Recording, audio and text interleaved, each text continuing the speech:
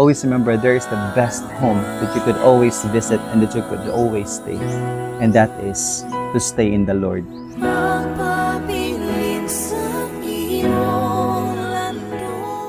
Puloy-anan.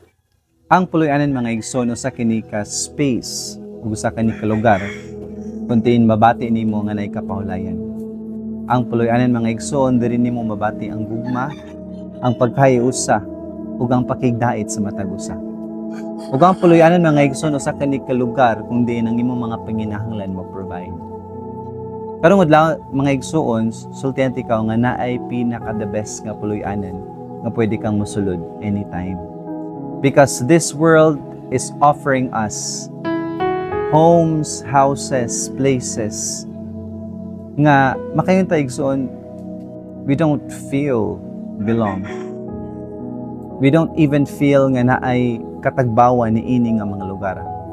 A lot of buildings, a lot of houses in this world could be so beautiful, could be so wonderful. Pero sultiante ko igsoon, pwede nindot ang building, pero pwede po dili nimo mabati ang tinuod nga kapahulayan. Ingon diri mga igsoon sa mga Salmo 90, bersikulo 1 hangtod og 2. Ginoo, ikaw sa kanunay mao ang among puloy-anan. Igsoon, pwede tang magpuyo aning kalibutan og nindot nga balay, pwede tang magpuyo o aning kalibutan na og very high-tech nga balay. Pero walay makalupig mga igsoon kung kita nagpuyo diya sa atong Ginoo. Sa iyang prinsipyo, sa iyang gugma, sa iyang grasya, sa iyang mga pamaagi. Kani nga klaseng puloy-anan igsoon sultihan ikaw diri nimo makita ang tinuod nga katagbawan. In fact mga igsoon, ang gasulat aning Salmo mao ang hari sa Israel, si Haring David. Even ang hari mga igsoon, pwede niyang mabuhat ang tanan, pwede niyang mahimo siya. Nindot kayo nga mansion, nindot kayo nga templo, nindot kayo nga buildings mga igsoon.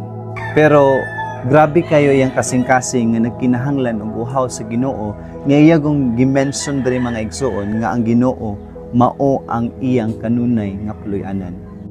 Because David knows in his heart that a true home is not about the physical building, but a true home is about true rest, true love, true unity, and true provision.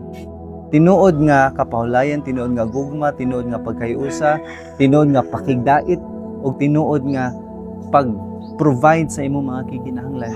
That's what you call home. That's why mga igsoon, wala nang hinambog si David diri sa mga kabtangan nga naa niya.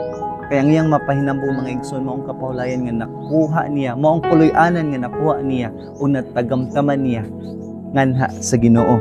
Even ang hari igsoon na kinahanglan og puloy-anan nga maong Ginoo. How much more kita? Sa wala mo pa buhata ang kalibutan, ug sa wala pa nimo himua ang kalibutan, Dios ka na. Walay sinugdanan ug walay katapusan. Sultihan ikaw igsoon, kaning kalibutan na pwedeng naan nimo ang tanan.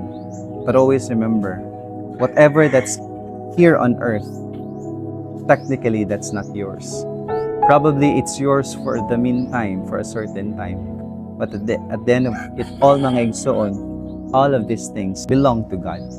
I just want to remind every one of you who are listening right now, nga kung mabati nimo nga lost ka ning kalibutan na, kung mabati nimo nga walay nakatagbaw nimo ning kalibutan na, always remember that a home is not a physical building. Dili pasabot igsuon nga nindot kag balay, nindot ting balaya, mabati nimo ang puloy-anan. Ang tinud nga puloy-anan mga igsoon mao ang katagbawan, mao ang naipaghigugma, mao ang naay pagkahiusa. Ang puloy-anan mga igsoon makabati kag tinud nga kapahulayan, di ba? That's the nature of a puloy-anan mga igsoon. Always remember there is the best home that you could always visit and that you could always stay. Ug ang tinud nga puloy-anan mao ang Dios, ang iyang pulong, ang iyang prinsipyo. And God always welcomes us. No matter who we are, no matter what we are, welcome ta permi nga mopuyo kaniya.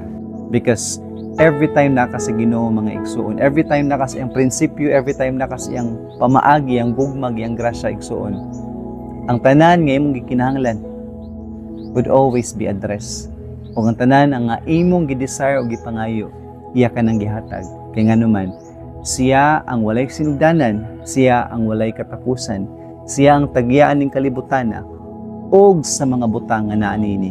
So kung ang Dios mao ang imong tinuod nga puloy-anan, pasabot ana, anaan nimo ang tanan. Mayong adlaw igsoon. Magpabilin sa iyo.